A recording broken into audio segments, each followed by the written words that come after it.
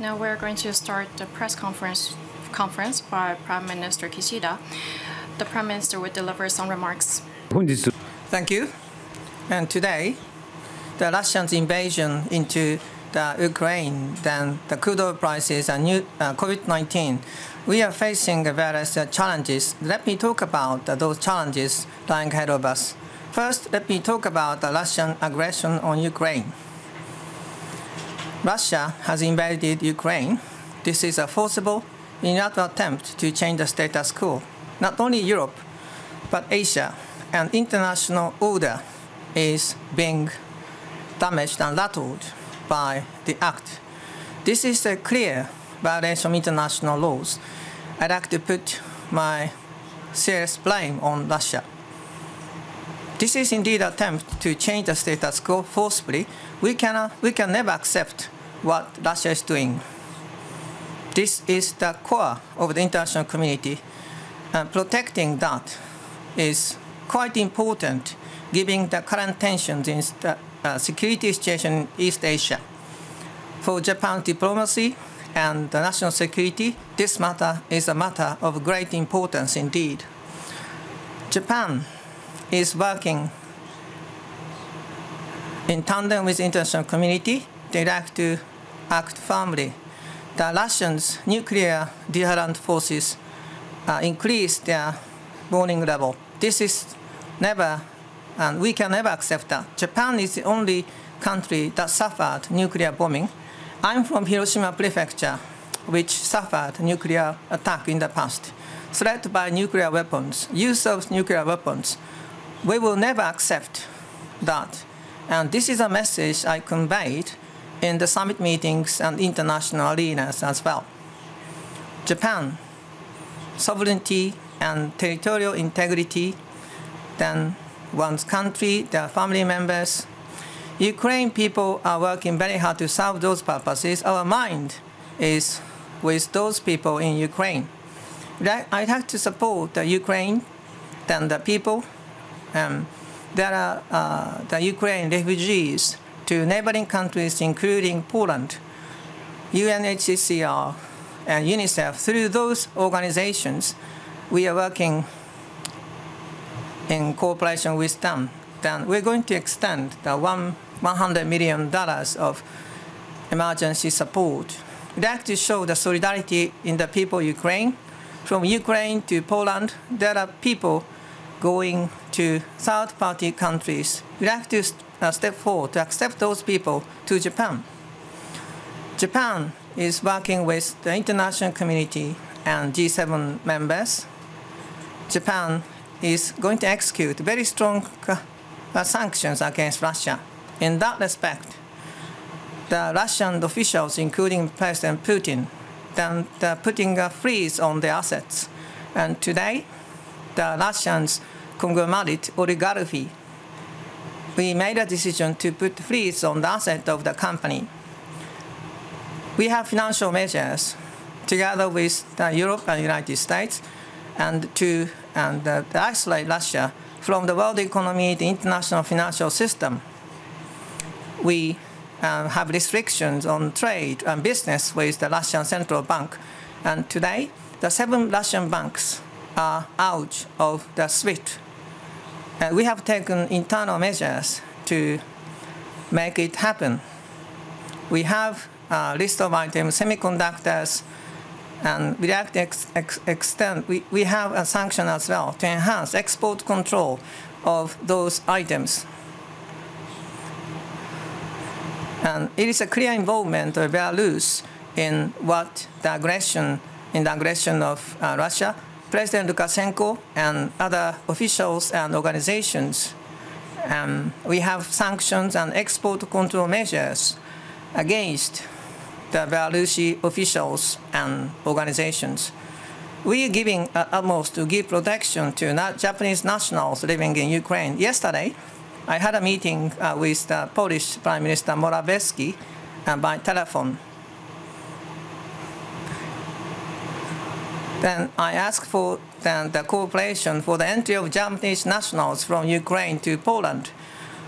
Then the Prime Minister gave me a commitment to give utmost support and to that measure. We have chartered flights moved from Poland to other countries in place. And continuously, the Lviv city in Ukraine and the Poland Rzeszów city, which is close to the border of the Ukraine, we have a temporary liaison office. The office is going to serve as a center for us to give support for the departure of the Japanese and support to them. I've been quite active, and I try to be quite active in the summit talks and diplomatic activities. Ukraine, France, Germany, Poland, Laos. I had the telephone meetings with the leaders of those nations. President Biden hosted the G7 NATO summit meeting. They attended the meeting hosted by President Biden. Starting at 11 o'clock tonight, Japan, then US, Australia, the summit.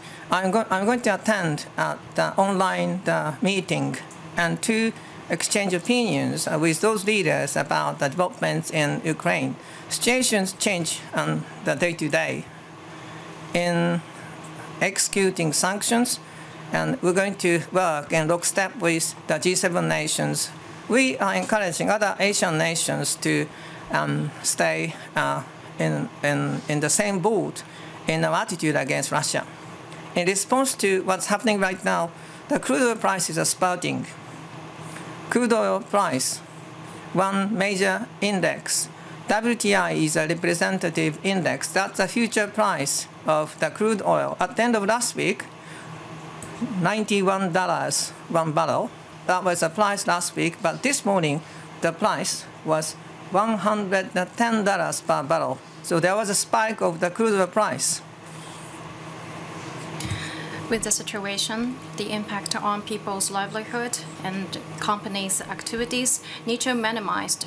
So we are putting together emergency measures, and we will announce them tomorrow. Contingency fund, 360 billion yen will be utilized to provide it to people who have difficulties and provide support. For the time being, as emergency measures, in order to mitigate the rapid change in crude oil price, these measures will be expanded. We have subsidies of 5 yen as mitigation measures to curb crude oil prices. Given the escalating situation of Ukraine, we are going to enhance the subsidy limit to 25 yen to absorb the impact on the retail price, to curb the prices of crude oil products.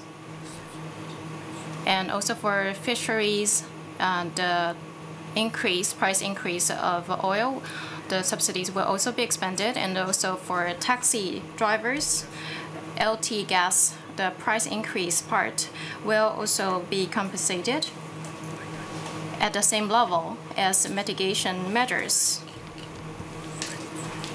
And through local municipalities, we will give support for kerosene purchase in order to mitigate the impact on people's livelihood. Ukraine situation, crude oil price increase are having impact on SMEs in order to secure the funding of those companies. In 1,000 locations across the country, we will have some consultation center for them to provide loans. The details will be decided tomorrow after a ministerial meeting, and the Chief Cabinet Secretary will put out an announcement. The progress in Ukraine, the development in Ukraine, given that next year we expect the crude oil price will continue, if it continues to soar, that might have negative impact on people's livelihood and companies, and that impact has to be minimized. What will be effective measures will be considered, and all options will be on the table. The government as a whole will look into what kind of measures can be taken. Energy issues cannot be dealt with by a single country. That's an international challenge indeed. IEA and other international organizations, major consuming countries and G7 country, we're going to join hands with those countries and entities to stabilize the energy market. Then how the energy supply structure should be. Then the different locations of energy sources. We'd like to deal with those matters. The Russians, the aggression of Russia is an imminent issue that we are facing right now. Energy prices are spiking.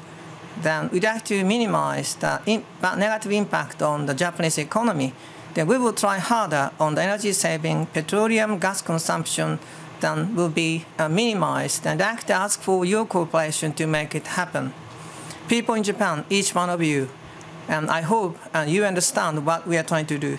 I'd like to ask for your cooperation as well.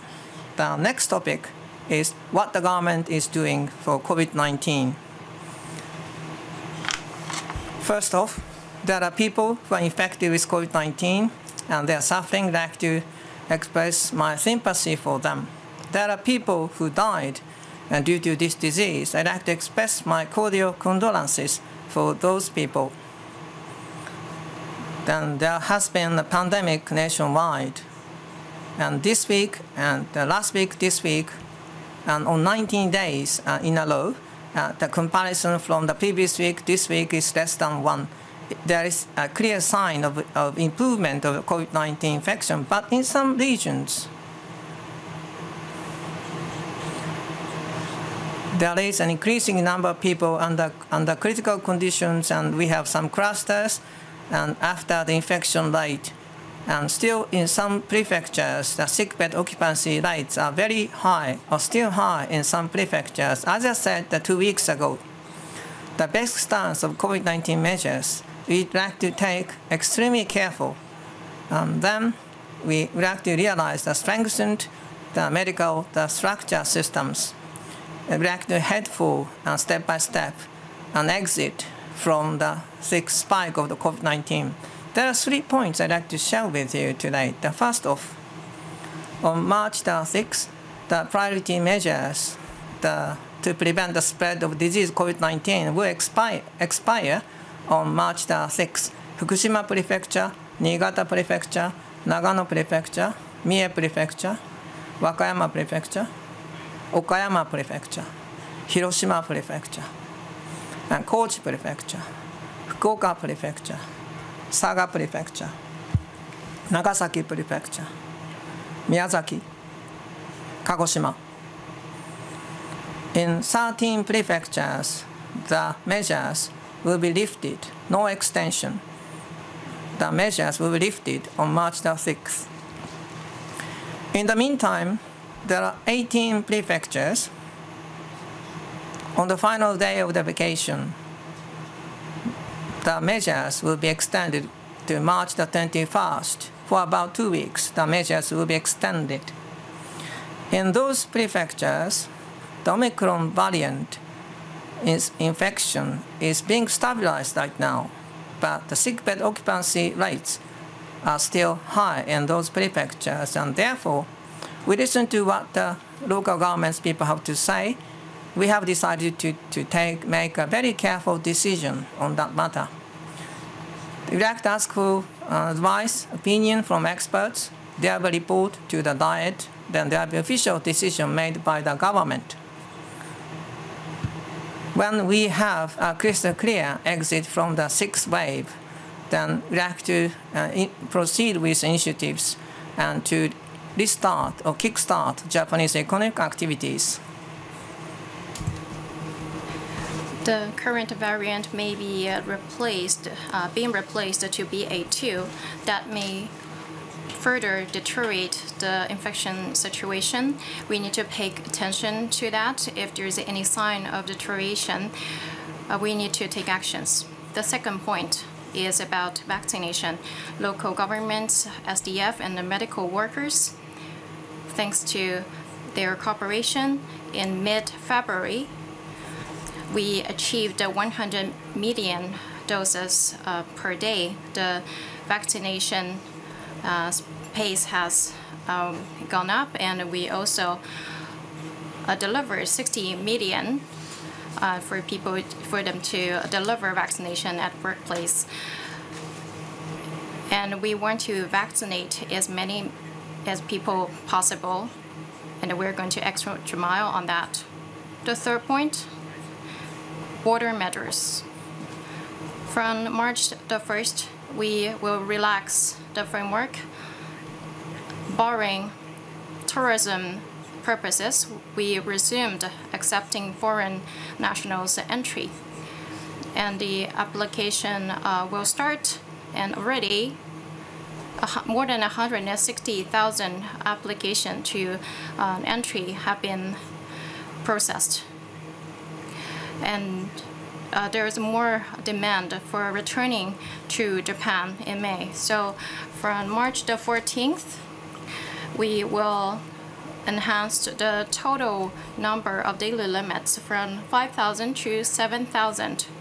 We will continue to look into the infection status at home and abroad, and in a phased manner, we will increase international travel.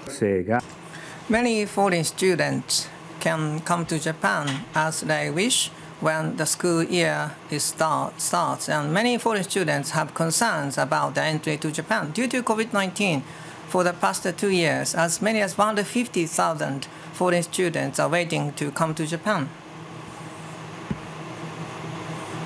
Foreign students are assets of Japan. Then they can come to Japan while maintaining the safety of Japanese. We are going to have a scheme to facilitate the entry of foreign students to Japan, mainly on weekdays when the business people, not many of them come to Japan. Then we give priority to foreign students' entry during the weekdays. At the end of the business year and the new year, the graduation ceremonies and the spring vacation, then the cherry blossom the parties, and then entrance the ceremonies, and there'll be plenty of events. Then people move to enter companies or colleges, universities, and those are the triggers on the expansion of infection of COVID-19. So we like to ask people not to be involved in activities and causing the infection. Then we have to ask them to basic prevention measures such as wearing masks and ventilation, then cleaning their hands and so on. First, let me talk about the SME, the revitalization package. In the thick of COVID-19 pandemic, then we have to give support to SMEs doing business from the end of the year to the beginning of the year. We have to give support to challenges of SMEs, and then we're going to come up with a business recovery package to SMEs. The first piece is the financing support for SMEs.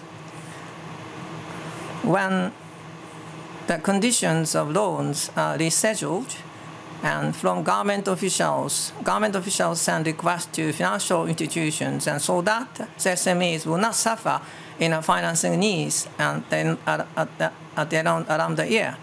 Also to give support to SMEs, then we give interest-free, then security-free loans, and that will be extended to June, at the end of June, to reduce the burden of the SMEs. We're going to extend the borrowing period from the 15 years to 20 years. We have the capital-related subordinate loans will be extended to the end of next year. The second piece of the package is that SME is suffering from the increasing amount of the debts, and to re-challenge and to help the recovery of those businesses, there will be comprehensive support to SMEs in Japan. First, the tax accountants, tax lawyers. We have over 30,000 certified institutions. Then we correct their capacity, and so that we can give comprehensive support to the recovery of the SMEs. On top of that, if need be, under the cooperation from the financial institutions, we try to cut the debts of SMEs, then so that SMEs can proceed with the recovery of their business. We set the guidelines on the continuation, the maintenance of SMEs, and so that we can realize a business recovery without laying off the business operators.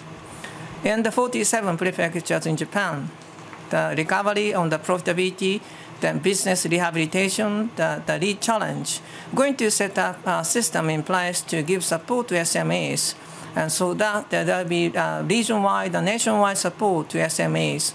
Mr. Hagiuda, the Minister Hagiuda is going to give the details of the government package for SMEs, both in Japan, outside of Japan. We have to support Japan, the world, our life, the economy. We are seeing a series of the historic events having huge impact on us. I'd like to see where we are going, then without being bound by the precedents. I have to take flexible measures. I have to listen to the voices of people on the front line at the same time. This is a stance of the Kishida administration. I will try to maintain our stance. I'd like to ask for the understanding and cooperation of the people in Japan. Then we'd like to accept questions. In case your name is called, then please go to the stand, and then please give your name and your affiliation.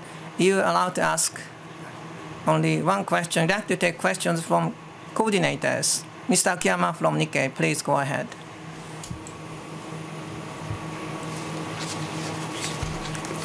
Akiyama from Nikkei newspaper. My question is on COVID-19. Across the nation, the infection is going down. The priority measures to prevent the spread of the disease, it's going to extend mainly in metropolitan areas, in cities, because the infection, the new case number is so high, and the priority measures will be extended to the 21st. And do you think that, are you confident to be able to lift it on the 21st? On Omicron measures, based on its characteristics, state of emergency, we did not issue any state of emergency that may put severe restriction on people's behaviors, and we struck balance between anti-infectious measures and socio-economic activities. The most important thing is to protect people's lives, hospitalization, medical structure, and to provide peace of mind for people recuperating at home were our focus. Even at peak time, the bed occupancy, the bed capacity for severely ill patients, I think we had spare capacity.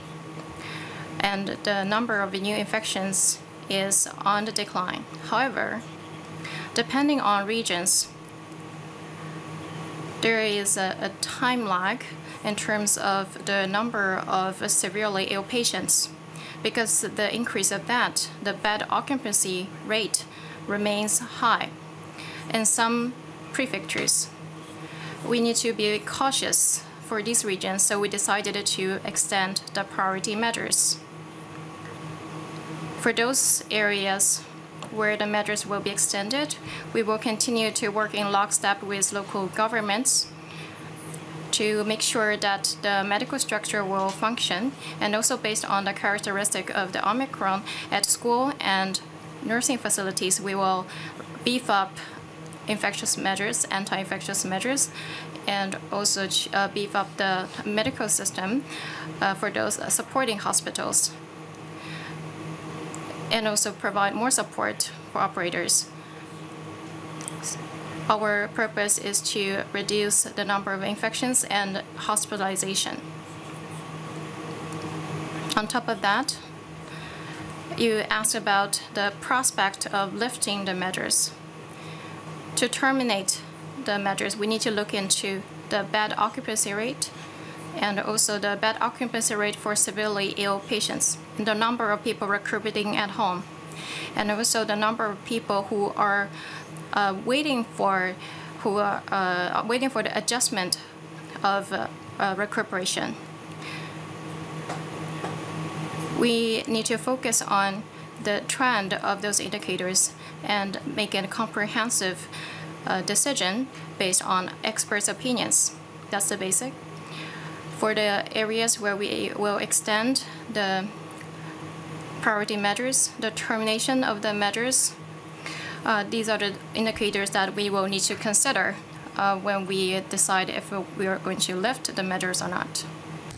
Mr. Shinohara from the TV Tokyo, can I ask a question about Ukraine? The President Biden of the United States, in his State of the Union address, the airspace will be closed to Russian airplanes. And this was said by President Biden. Then, Prime Minister Kishida, do you believe that what was announced by the President Biden is going to be one of the options for the Japanese government to take? And including other items, I wonder if an idea to put additional sanctions on Russia, including the flight bans on Russian airplanes. You asked that question about the flight bans on Russian airplanes.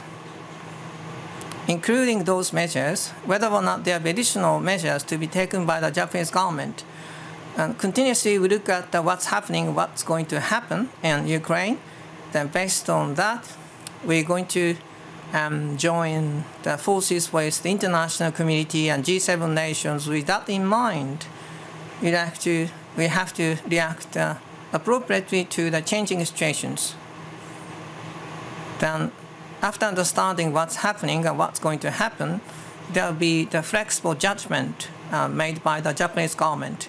We pay heed to what's going to happen. In the point that you mentioned, I think that's one of the issues that we have to think against the backdrop. We have to take questions from other reporters. In case you have a question, please raise a hand. I'll call your name, and if your name is called, please go to the mic. We'd like to take as many questions as possible. Please try to be brief in asking a question. Then Mr. Ichijiri from Asahi, please go ahead. Ikejiri from Asahi newspaper. On the announcement of the measures on crude oil price increase. So due to Ukraine situation, we believe that the price will continue to soar. There were mitigation measures being taken as emergency measures. How long are you going to continue that? What is your exit strategy, if any? Please let us know. For the soaring crude price, it has been on a high level, and that will have an impact on livelihood. And we've been taking measures, mitigation measures. As I've stated before, we've prepared measures to address this issue, and also by industry sectors. We also have measures and also support measures for local municipalities depending on their individual situation. So we've been taking action so far. Given the Ukraine situation and the development of it, the energy prices are soaring. This is a concern. For mitigation measures, we are going to largely expand that as our response for the time being. For future outlook, we need to look into, it's very hard to predict what is going to happen, including the Ukraine situation, of course. So if crude oil prices continue to surge, what will be effective is something we need to consider, and all options will be on the table. The government as a whole will study additional measures. That's our policy. So in order to respond to any changes in the future, we would like to be prepared. But for the time being, as I stated, we will employ and expand and beef up the mitigation measures. Tomorrow, we will update you more details. We will execute that. And we need to see the effectiveness of those measures. Mr. Yamazaki from Nippon TV, please go ahead. This is Yamazaki from Nippon TV. Can I ask you a question about Russia? And the European and American companies announced a withdrawal from the resource business in Sakhalin. Japanese government is an investor in the Sakhalin, the LNG project, and what the government is going to do to that matter?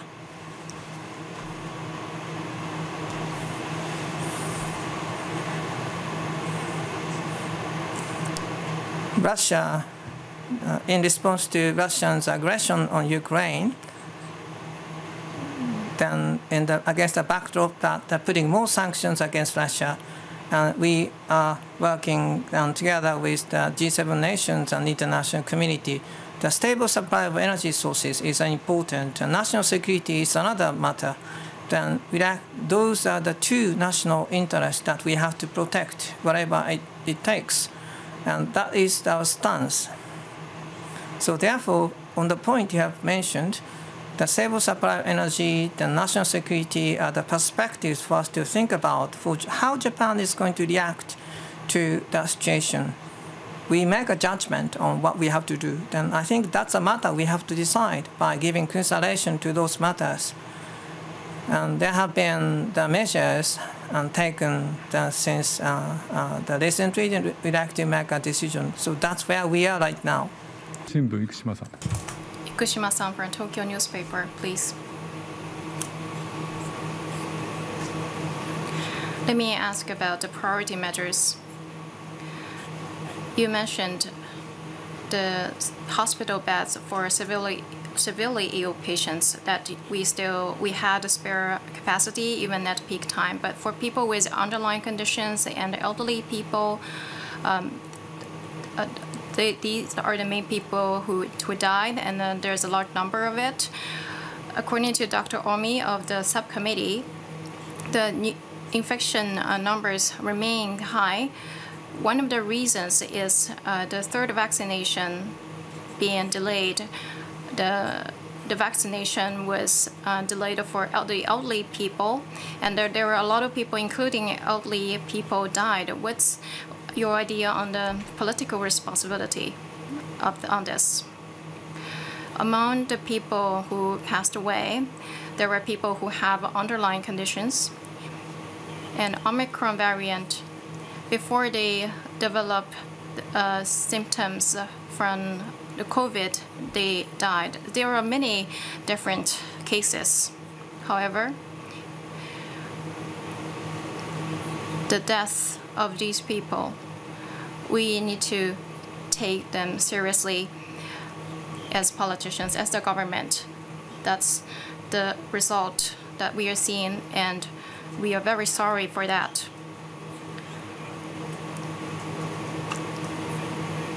The government, when we look into the anti-infectious measures as an overall picture, that's very important.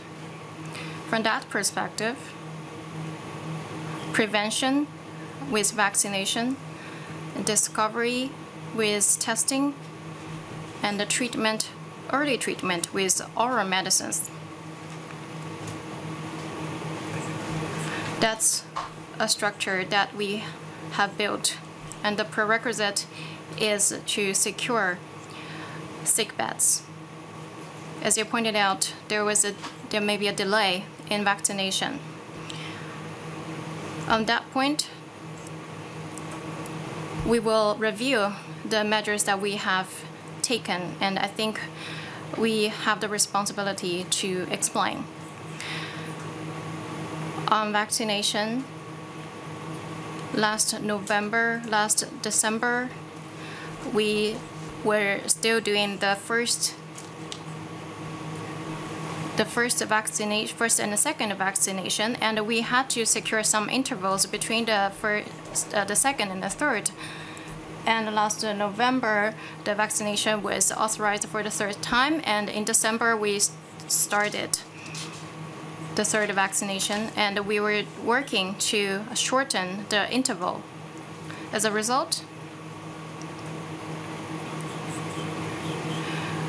people who were eligible to be vaccinated, 37 million as the end of February. We have secured enough doses for those people and delivered across the nation. And the system to provide vaccination, we have cooperation from local municipalities, mass vaccination center and the workplace vaccination center have been prepared. So we're ready to provide vaccination. And the vaccination coupon, we have delivered 60 million already. So we have secured enough doses, and we also have built a system to vaccinate people. And we also delivered vaccination coupon. And the next step is to have people to go to the centers to vaccinate. So the efficacy and the safety need to be fully explained. We have secured the doses, we have prepared the system, and we want as many people as possible to go to the vaccination center. The booster is now proceeding across the nation, but the rate remains low. That's a fact. So for the boosters, there are other nations going ahead of Japan, and I think the rate in America is still less than 30%. In the UK, Germany, the rate is about 50%. So for the booster program, each nation is on its way to expand the vaccination rate, and they're struggling. And Japan has secured the amount, the system, and also delivered the coupon. And we want to gain understanding from the people for the vaccination, and we will continue to work on that. Ms. Nishimura from Radio France. This is Nishimura from Radio France. Can I ask a question about Ukraine, the freedom of the reporting or journalism? Right now, the Japanese government to Ukraine, the travel advisory level 4 is issued to Ukraine. And that means asking people not to go to Ukraine, whatever the purpose of visit are. I think the freedom of journalism is one of them. So therefore, the coverage, Japanese press people cannot do the coverage in the area, so they have to depend on the reporting of other countries. In terms of independence of the reporting of journalism, I think this is an undesirable situation. Then what's your opinion on this? First off, the freedom of reporting is an important value indeed. That's, I think, a quite important theme, my understanding. Right now, the Foreign Ministry to all the areas in Ukraine has issued the evacuation advisory, including the press people, whatever the purposes are, then we encourage the people not to visit Ukraine. The freedom of the press is quite important, but including other purposes, we are asking people not to visit Ukraine.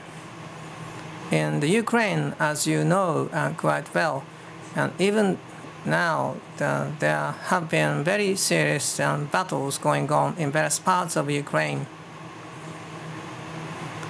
the life of the people is endangered. The situations are imminent right now. On the request from the Japanese government, I'd like to ask for your understanding, cooperation on this particular matter. That's an idea of the Japanese government. I'd like to ask for your understanding. Hasegawa-san for NHK, please. Let me ask you a question on Ukraine situation. With Russian aggression and the sanction on Russia, crude oil prices as well as crops prices are also going up. So is the government going to have a wide range of measures on these price increase? As you said, not only crude oil prices, we need to be prepared for other consumer products price increase to protect the livelihood of the people. For crops,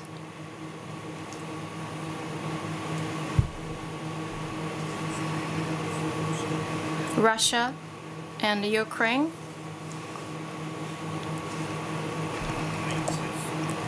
they are major producers of crops. There's no direct import to Japan, but there will be, if you think about the impact on the whole market, it will definitely have some impact on Japan at some point.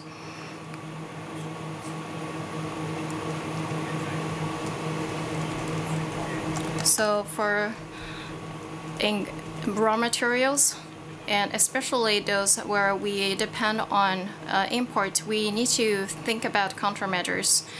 Depending on the products, we need to diversify procurement sources.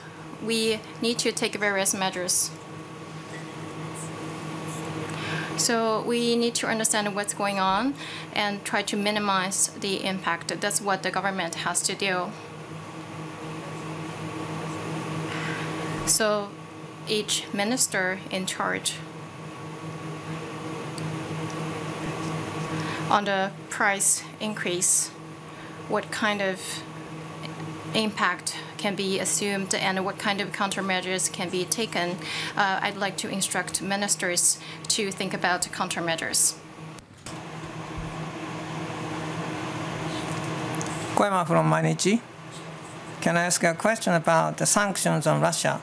Japan is carrying out the sanctions, but compared with those made by Europe, United States, and Japan is half a step behind. On SWIFT, at first, Japan then was not in the countries when the measure was taken. Then why? What is the case? And I think Japan should take initiative so that you can send an effective message to Russia. Your point is not right. And you said that Japan is lagging behind, but that's not the case. First announcement was made in the Atlantic countries. So there was a request to Japan, then we took a measure on the same day. When you say Japan is lagging behind half a step, given the backdrop, I don't think your indication is right. And you said Japan should take the initiative in this attempt. But G7, the international community, then we are working side by side with them, so that the voices of the criticism can be given a form. But if you look at different countries, and different countries have different attitudes depending on national interests of nations, and there is a difference on the measures from country to country. Japan is a part of Asia, then we have a standpoint. How that Japan should be, our function should be, then we have to design our sanctions. In some areas, I think Japan should lead the initiative, and that is the attitude of Japan towards the sanctions against Russia.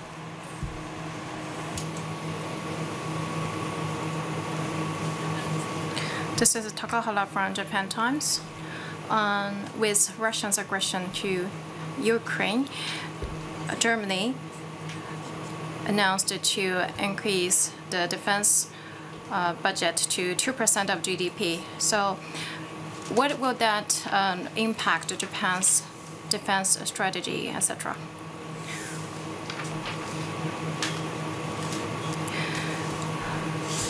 Like this time with Russia's aggression, to change the status quo by forces in East Asia. This cannot be tolerated. The national security environment surrounding Japan is getting tougher rapidly. That's also what I feel. With the aggression into Ukraine, a new national security strategy needs to be formulated. The lives and the livelihood of the Japanese people have to be protected. What do we have to do? That has to be discussed. As a result, defense capability will have to ramped up thoroughly. That will be our posture with the national security strategy.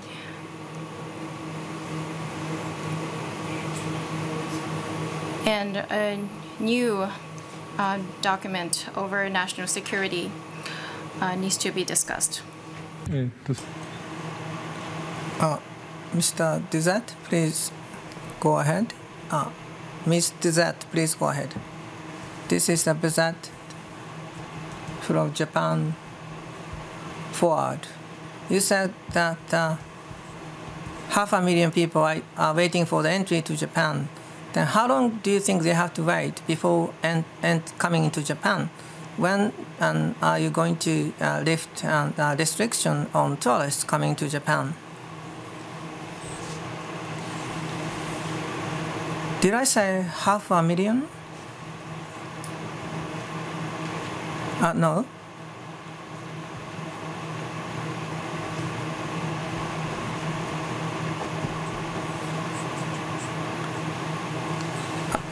I'm sorry, where did you get the number? Oh, okay. I understand the nature of your question.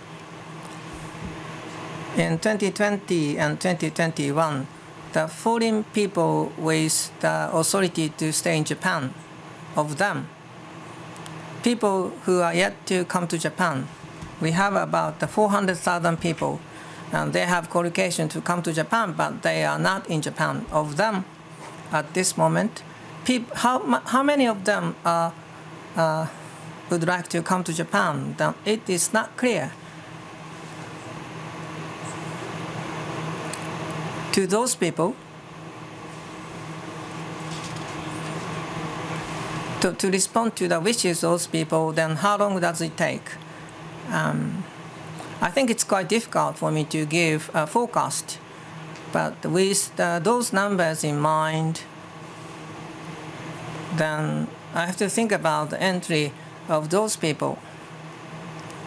In this initiative, I mentioned, in a way, this is the second measure, and therefore, step by step, border measures will be relaxed step by step, and I think that is what we have to do. So we'd like to increase the traffic of people between Japan and the rest of the world step by step, and in case foreign people want to come to Japan, then we'd like to set up a structure to allow those people to be accepted in Japan. We'd like to create such a system step by step. We look at the infection going on in Japan, outside of Japan, then we look at border measures taken by other governments.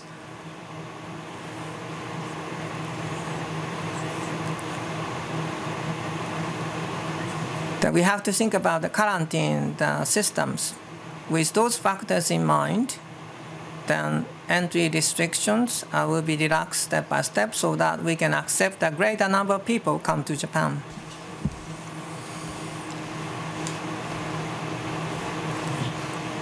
Miaya from Yomiuri newspaper.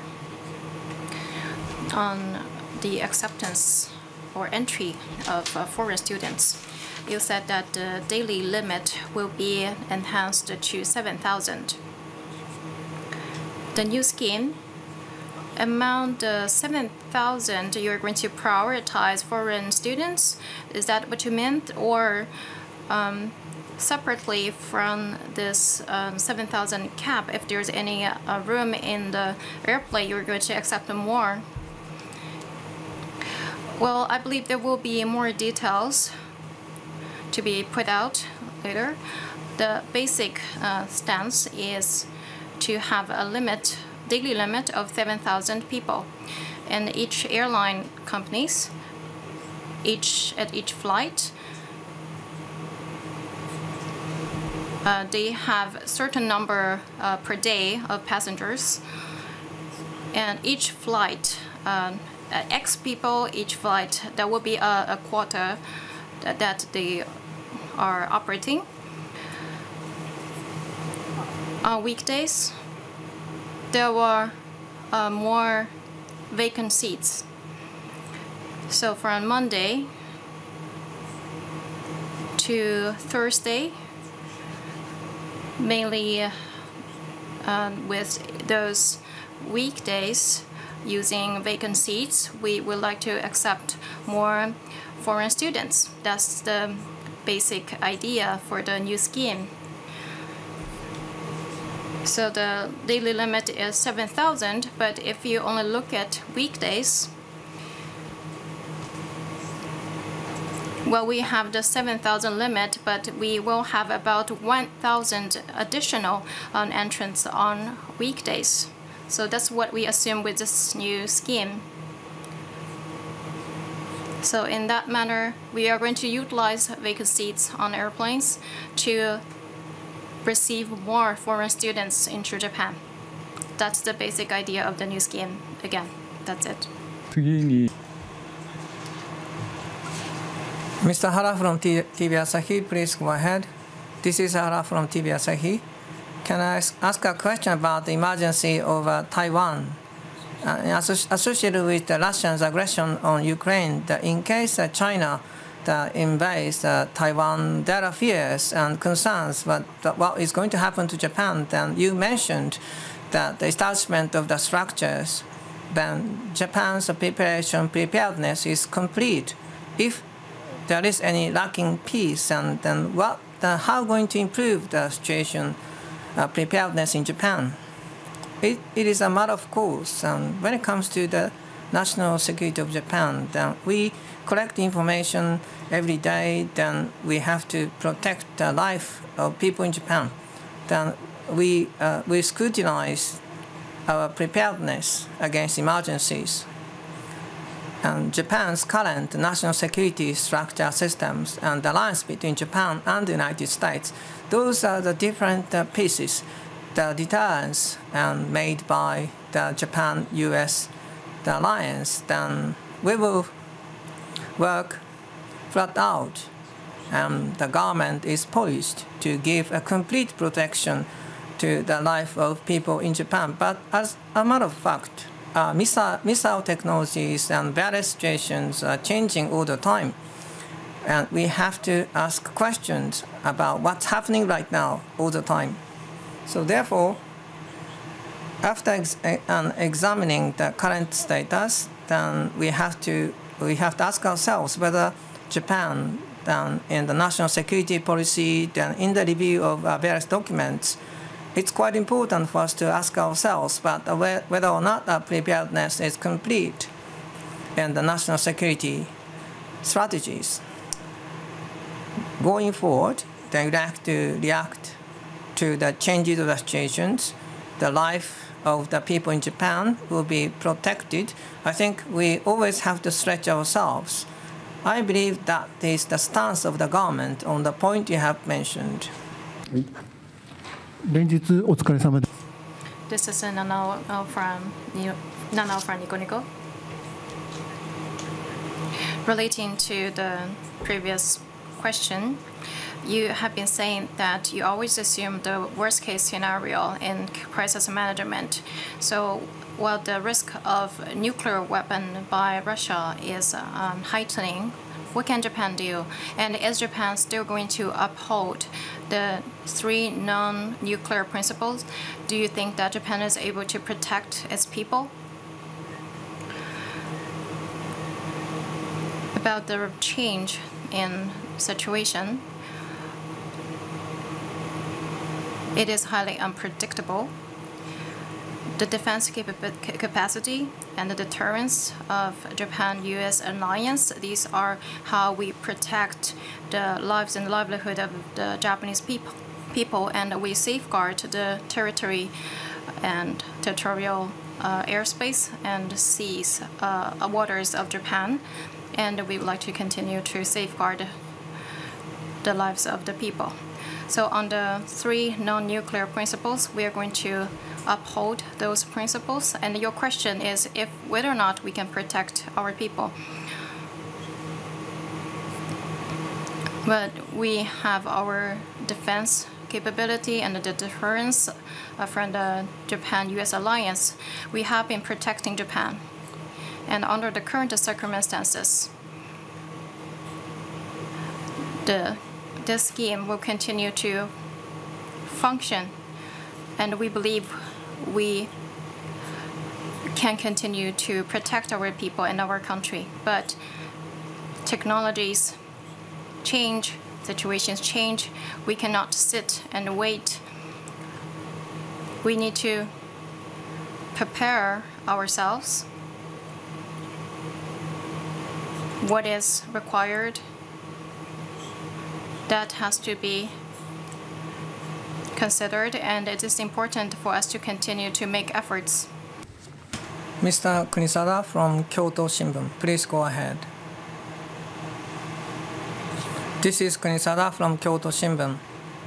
Can I ask a question about Japanese countermeasures against that spike in crude oil prices in the diet and the discussions in the budget committee?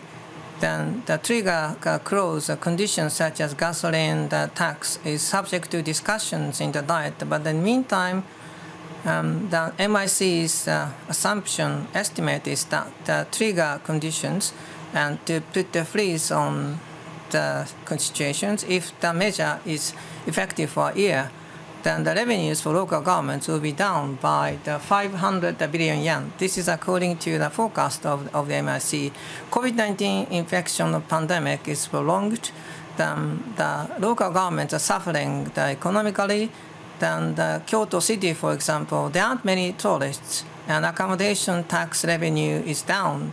And also people don't use subways and city buses. That means that there are less revenues related to the tourism and traffic. Local governments under the impact of COVID-19, the infection, then to lift a freeze on trigger conditions is one of the options you have in mind. In relation to the fiscal financial conditions of local governments, and how much are you thinking about the matter before you make a judgment? For the time being, as I said, we are going to have a focus on mitigation measures and then lift cap from 5 to 25 yen. And that measure will be strengthened and enhanced, and that is how we're going to deal with the spurting crude oil prices. But in the future, then there is a possibility that the oil price is going to hit the ceiling. Then I think we have to brace for the spike in price of oil.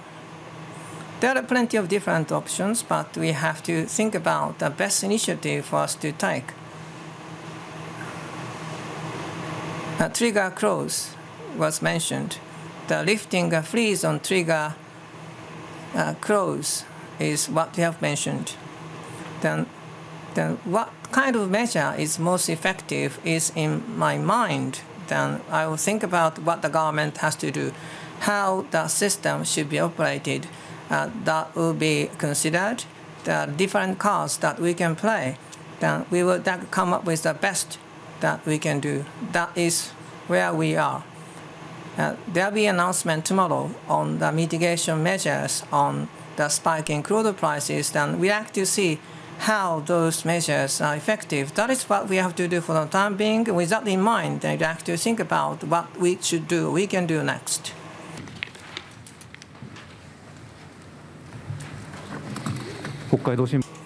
Sato from Hokkaido newspaper. Russian action should be condemned. However, Japan has northern territorial issues, and 70 years have passed since the World War II, and the former island residents or islanders are Asian. So for the former islanders, it is a very tough situation. Former Prime Minister Abe focused on talks with President Putin. And are you going to change the line? And how are you going to work on the Northern Territories issue? And economic activities, what are you going to do with that?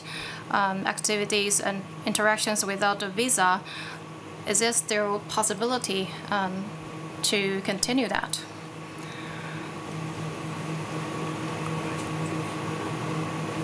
The basic stance on the Northern Territories issue and the Asian former islanders, we want to, and we stand by their feeling, and that remains unchanged. Given the current situation, as you pointed out, the peace treaty negotiations, the outlook of that cannot be predicted. For the time being, that's what it is. And for the future, through summit-level talks towards and to diffuse the tension, we need to change the situation first.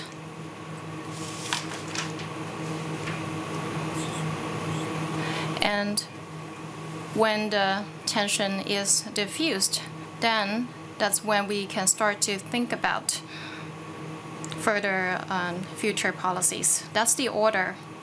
In the current situation, the future is highly unpredictable. There's a lot of uncertainties. So for the matters that you pointed out, we would like to realize a situation where we can have proactive discussions, and we would like to work in tandem with the international community to make contributions. I'm sorry to say that there'll be 2 questions to go. Please try to be brief in asking a question. Mr. Hayashi from Shinano Mainichi Shimbun. This is Hayashi from Shinano Mainichi Shimbun. And just now, the Prime Minister mentioned then you'd like to see what's happening both in Japan and outside of Japan. Can I ask a question about regional policies? People's the life and the work style are different, and due to COVID-19, this might be the last opportunity to carry out decentralization of Japanese functions. And your measures, the drastic vision, then what's your idea on to work out the drastic visions about then can I ask you a question about in terms of trade and disaster prevention? Do you have? Are you going to have a review or rediscussion about the relocation of the capital city function? In the thick of COVID-19, the pandemic, the people's work and people's life, their consciousness about work and life is different. You're right in making such assumption. People's traffic coming to Tokyo metropolitan area, I think it went up last week. Then the more people came to Tokyo than the people moving out of Tokyo. So in principle, there is a trend that the net traffic of people into Tokyo is decreasing. And in line with people's change of the people's idea, the digitalization, then due to latest technologies, there are challenges that can be overcome in regional parts of Japan. There is such a need. By responding to such a need by the government, and we can help the revitalization, the rehabilitation of the regional parts of Japan, then that is the basic idea of the digital and then the digital garden city concept.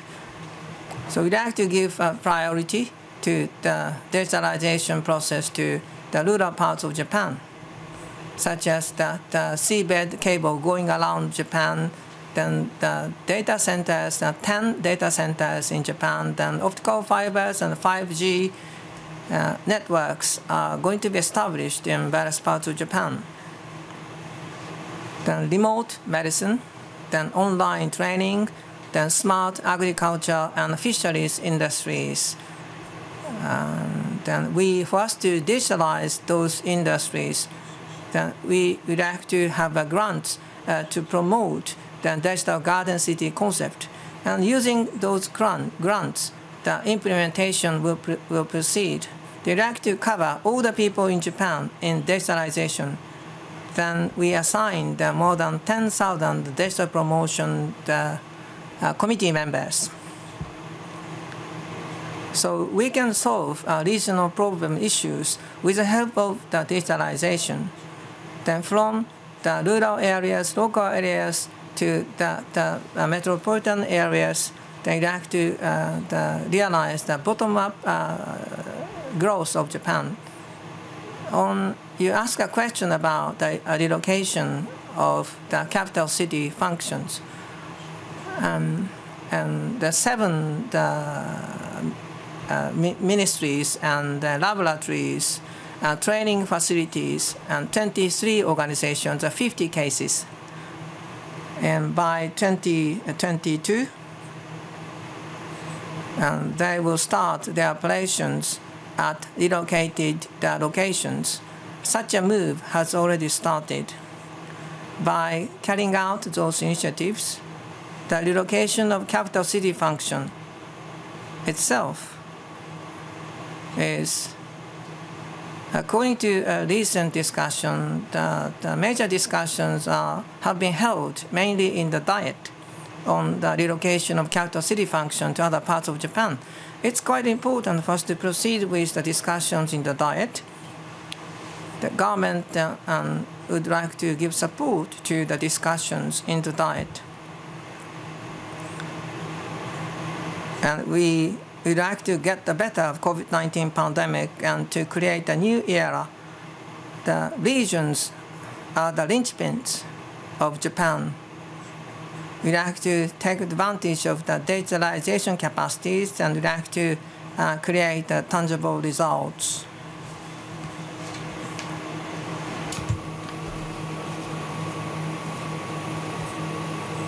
Okawa freelancer.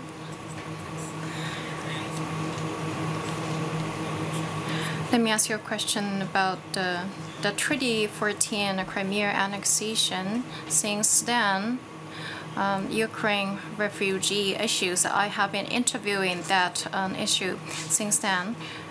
So according to 2014 data, 6.1% of the total population, 2.8 million people have disabilities, that they cannot hear the airstrike alerting, and for evacuation they have difficulties. So I ask neighboring countries, other than money, people support for people with disability and the children. In Japan, there may be a very detailed support that can be extended. What's your idea on that? 6.1%, 2.8 million that you mentioned, these people have disabilities. In Ukraine, the situation remains tense. I've been watching through videos, and there are a lot of people are suffering, and that's not hard to imagine. For all of those people, I believe Japan has to extend humanitarian support. $100 million of assistance is critical, and assistance in goods can also be considered. And also medical support areas where Japan can extend support, there are those areas. And through international organizations, emergency humanitarian assistance should be provided. Not only money, medicine and other humanitarian support should be considered. And the international community has also been extending support in various ways. And we should also provide our own support, and we should constantly think about that.